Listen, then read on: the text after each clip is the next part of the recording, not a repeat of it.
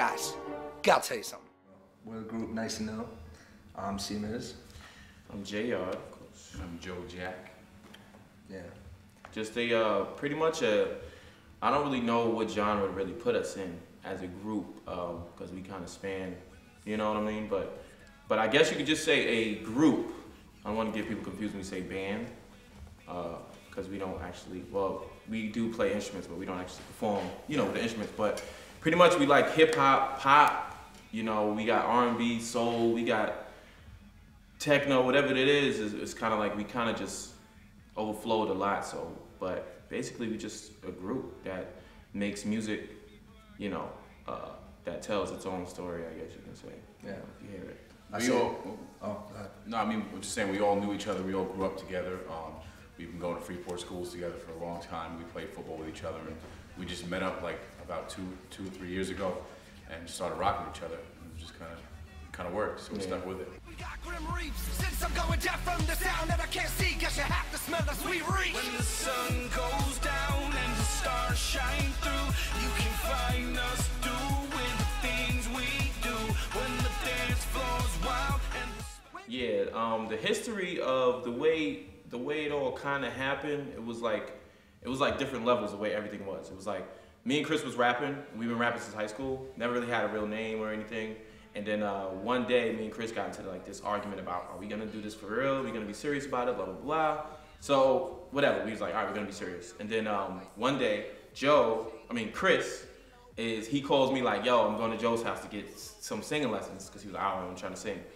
Long story short, Joey's teaching Chris, you know, vocal lessons, and then Joe plays a song for Chris that he did. Joe thought it was corny, and then Chris called me like, Jay, listen to this. Listen to it. I'm like, what? That's crazy. So literally like 2, 3 days, 4 days after that, that's pretty much how it started, you know, and then that was like the group.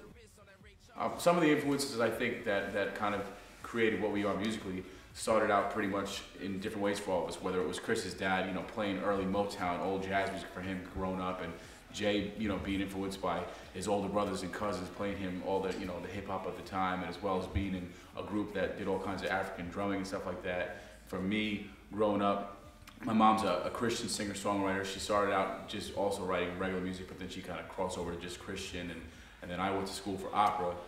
So our influences are all over the place. I mean, you know, genre-wise, I know the words to every Linkin Park song, but and Backstreet Boys, like, you know, we're just mixed up all over the place, and we kind of, you know, I think that's why we work together well, because we're all just all over, you know. I like to say, you know, upbringing was middle class. I was spoiled to a point. I got a lot of things that, you know, I'm a lot better off than a lot of people that I know, but I would like to think I don't, like, flaunt it, you know, stuff like that. I grew up playing lacrosse. I was heavily influenced in sports. My brother broke tons of records in the tri-state, so that was a big influence in my life. My upbringing was it was kind of crazy. I never really had like a super whole lot, you know what I mean? Like my whole thing was family, you know what I mean? Never really had like a whole lot of material stuff and everything, but grew up in the church, you know, like trying to, you know, follow my mom around and everything. Single mom, she raised 4 of us. But I started out in Freeport, but then probably from, I want to say from 5th grade to like 11th grade, I probably lived in 6 different school districts. I think that our social and economic background has a certain effect on our appearance and the way we are received to certain extents, to a certain extent because of people's ignorance. I mean, there's no way for anybody to know what our social background even is unless they use our color to judge. Maybe, oh, because these guys are white or this guy's black, that defines what their background is.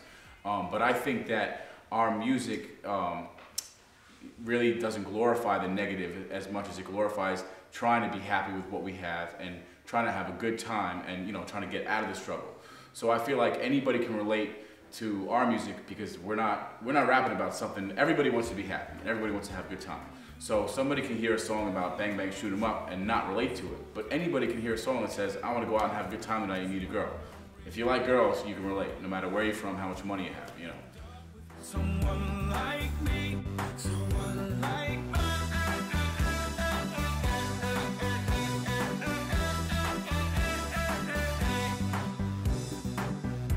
ugly, dressed real bummy. Know she want the D, cause I'm bright like sunny. Who said it ever had to be about the money? Girl, did I tell her funny? Check the check, I stress to get her a bouquet. Gone bald, need to get a toupee, light on the cake.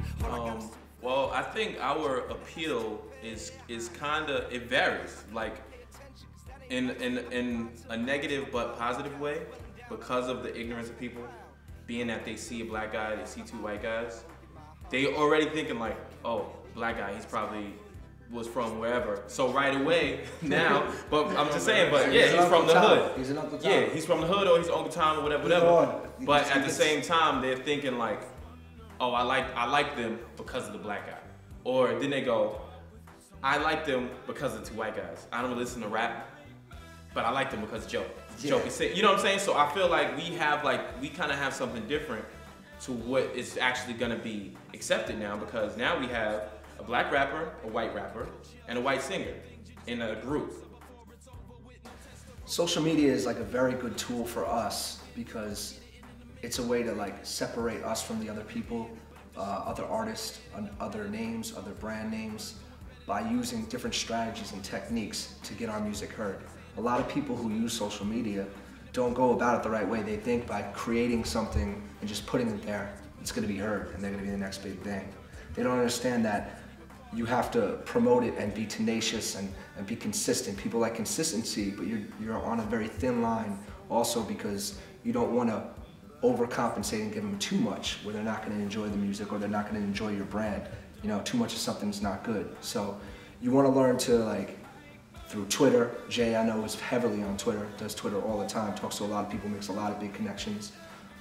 You want to use Facebook. Me and Joey will constantly put videos on group pages rather than individual pages and ask people to listen to it. Pages designed to listen to music, like post your music here, and etc.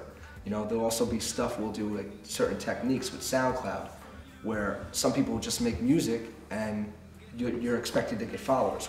We'll follow like 1,000 people, listen to their music, give them feedback. Now there's that personal connection you gain through social networking where they actually follow you back and they enjoy your music. Now you've gained a real fan. And we continue to do that on a daily basis. I think there is a disadvantage in using social media in that if you're not promoting yourself properly, that you're not going to be heard, because there is like so much competition going on. There's so many people doing the same thing, so you have to think of different ways to draw people in. I mean, we're doing a Christmas video around Christmas time with a concept that's gonna make people watch the video. You need to have substance, you need to have stuff that's gonna, like, people are gonna watch it and understand why they're watching, not just a song with a picture of. I'm wearing an ugly sweater. That's very unique. They're having an ugly Christmas sweater party. I love Nice to Know. I have all their songs. I literally tell almost everyone I know to listen to them. The reason why I like Nice to Know is that they bring a different type of vibe to the table that others don't to music. The greatest thing about finding us on the internet is that we're very simple. Our name is Nice and Ill, spelled out NICEANDILL. So just apply that to Google, apply that to Twitter, apply that to Facebook, apply that to anything.